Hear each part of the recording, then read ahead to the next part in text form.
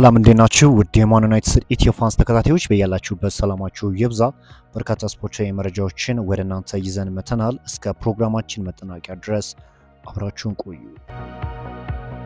ዛሬ ጠዋት እኩ የዛ አትሌቲክ ዘጋቢ ዴቪድ ኦርንስተን ማንቸስተር ዩናይትድ ከማቴዎስ ፈርናንዴዝ በተጨማሪ ሳማቪልንም ከዌስትሃም ማስፈረም እንደሚፈልግ መግለጹ ይታወቃል።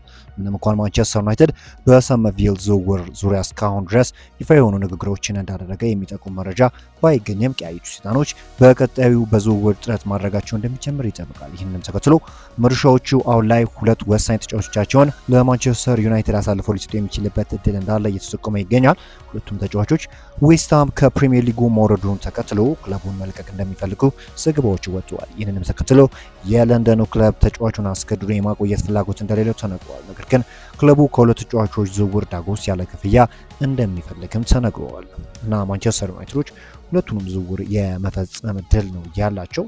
ዩናይትድ እንግዲህ ማቴዎስ ፈርናንዴዝ ለማስፈረም በትኩረት እየሰራ ይገኛል። ከወኪሉ ሜንዴስ ጋርም እየተደረገ ያለው ንግግር በጥሩ ሁኔታ እየቀጠለ እንደሆነ እውቁ ጋዜጠኛ ዴቪድ ኦርንስተን እንደዘገበ ይታወቃል። ከዛ ባሻገር ማንቸስተር ዩናይትድ ስለ ሳማቪል ዝውውር ሁኔታ ለዌስትሃም ጥያቄ አቅርበዋል። ማንቸስተር ዩናይትድ በተጫዋቹ ጉዳይ ትኩረት ሰጥቶ እየሰራበትም ይገኛል። ዌስትሃም ተጫዋቹ ላይ የ50 ሚሊዮን ፓውንድ ዋጋ ለጥፎበታል። ዘ አትሌቲክ ነው ይህንን የዘገበው። ተጫዋቹ ምን ያህል ኳሊቲ ያለው ተጫዋች እንደሆነ በሚገባ አሳይቶናል። ከዚህ በፊትም በጣም ከማደንቃቸው ተጫዋቾች ውስጥ በግንባር ቀደምነት ይጠቀሳል። ተደጋጋሚ ድሪብሎችን ያደርጋል። ወደፊት ለመሄድ ምንም የማይፈራ ምርጥ የሆነ ተጫዋች ነውና ማንቸስተር ዩናይትዶችም እንግዲህ ይህንን ተጫዋች ለማስፈረም እየሰሩበት እንደሆነ ነው እየተገለጸ የሚገኘው።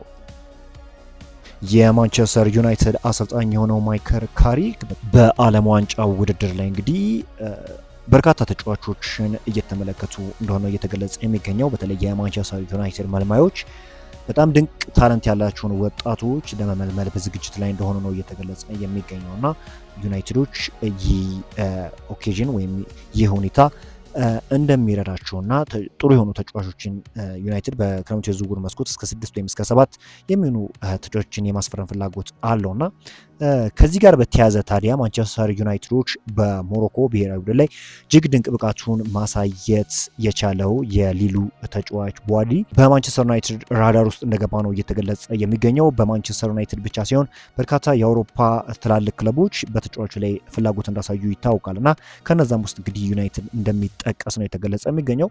በመሀል ክፍል ያለበትን ችግር ለመፍታት እንግዲህ እንደዚህ አይነት ወጣት የሆኑ በጣም ኳሊቲ ያላቸው ተጫዋቾች አስፈላጊ ናቸውና ማንቸስተር ዩናይትድ ከተመለከታቸው ተጫዋቾች ውስጥ እንደሚጠቀስ ነው የተነገረው።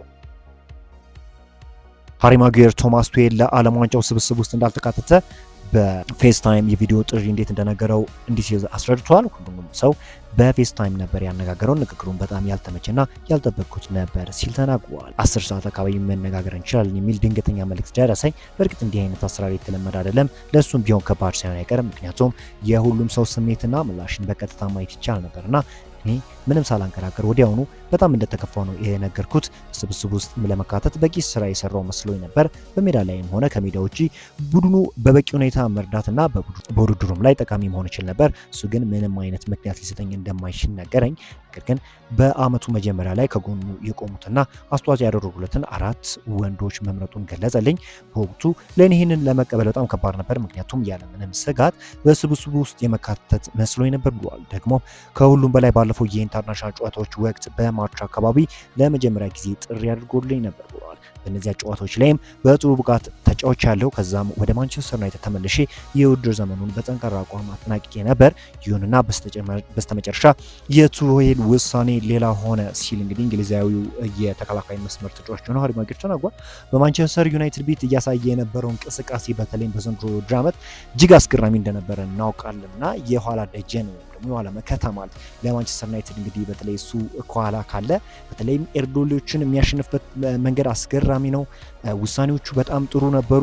ታዲያ ጎሎችንም እያስቆጠረ ማንቸስተር ዩናይትድ እንዲያሸንፍ የረዳ ተጫዋች እንደሆነ ይታወቃል። ነገር ግን እንደዚህ ብቃቱን በሚገባ የሚያስመሰክር ተጫዋች ላይ እንደዚህ አይነት ውሳኔ መወሰኑ ቅር እንዳሰኘው ነው የተናገረው። የማንቸስተር ዩናይትድ ተጫዋች የሆነው ማቲያስ ኩኛ ስለ ቀጣዩ የውድድር ዘመን እንዲህ ሲል ተናግሯል። የለበስነው ማሊያና የክለቡን ደማቅ ታሪክ የሚመጥን ውጤት ለማስመዝገብ ጠንክረን እንሰራለን ብሏል። ለደጋፊዎቻችን የምንገባው ቃል ይሄ ነው። የቀጣዩ የውድድር ዓመት ስኬታማ እንዲሆን እንፈልጋለን ሲል ማቲያስ ኩኛ ተናግሯል።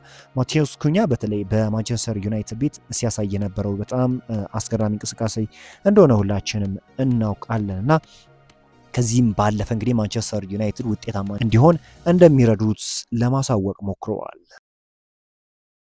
ማንቸስተር ዩናይትድ በዚህ ክረምት ሊያስፈርማቸው ካሰባቸው የአማካኝ ስፍራ ተጫዋቾች መካከል ኖርዌያዊ አማካኝ ሳንደርበርግ ተነግሯል። ዩናይትድ ከዚህ ቀደም ከ2 ዓመት በፊት በተጫዋቹ ላይ ፍላጎት አሳይቶ የነበረ ሲሆን በወቅቱ ተጫዋቹ ወደ ፉልሃም ማቅናቱ ይታወሳል። ፉልሃሞች ከ2 ዓመት በፊት ለተጫዋቹ ዝውውር 25 ሚሊዮን ፓውንድ የከፈሉ ሲሆን አሁን ላይ ከከፈሉት የተሻለ ትርፍ ማግኘት እንደሚፈልጉም ተነግሯል። ይህ አስገራሚ ሊሆን አይችልም። ምክንያቱም በብዙ ዝውውሮች ላይ እንደዚህ አይነት ነገርን ተመልክተናል እና እንዲሁ አሁን በቅርቡ የወጣውን መረጃ እንኳን ብንወስድ ቶናሊ እንግዲህ ወደ ቶተናም ለመሄድ በእጅጉኑ እንደተቃረበ እናውቃለን እና ለማንቸስተር ዩናይትድ ሲጠይቅ የነበረው ወደ 100 ሚሊዮን አካባቢ ነበረ።